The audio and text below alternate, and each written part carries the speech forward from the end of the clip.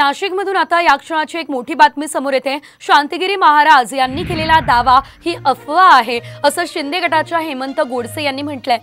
शांतिगिरी महाराजांना शिवसेनेने AB form दिलेला नाही। उमेदवाराच्या नावाची घोषणा करण्याचा अधिकार हा फक्त मुख्यमंत्र्यांना आहे असं गोडसे म्हणाले। उद्या संध्याकाळपर्यंत मुख्यमंत्री अधिकृत उमेदवारांची घोषणा करतील असं देखील गोडसेंनी म्हटलं। तर आता बघतोय, आता स्वतः गोडसेंनी या संदर्भात आपली प्रतिक्रिया दिलेली आहे।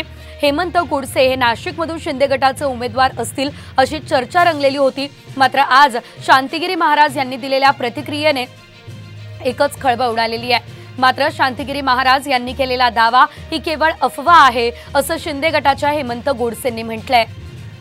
महंत शांतिगिरी महाराज यांनी आज शिवसेनेकडून आपला उमेदवारी अर्ज भरून महायुतीमध्ये खरं तर गोंधळ उडवून दिलेला आहे। खासदार हेमंत गोडसे आपल्या सोबत आहेत। खरं तर गेल्या काही दिवसांपासून सातत्याने मुख्यमंत्र्यांशी ते भेट देखील घेत आहेत।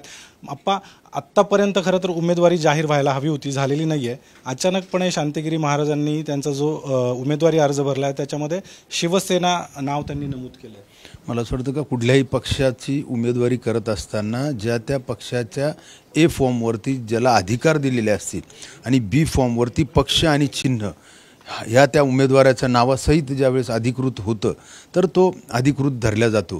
परंतु मला असं वाटतं का या संदर्भामध्ये आमच्या पक्षाचे मुख्य नेते व राज्याचे मुख्यमंत्री शिंदेसाहेब असं यांनी कुठलंही अधिकृत अशी घोषणा त्या ठिकाणी केलेली नाही किंवा अशी कुठलीही माहिती आमच्यापर्यंत नाही। कदाचित ही एक अफवा असू शकते।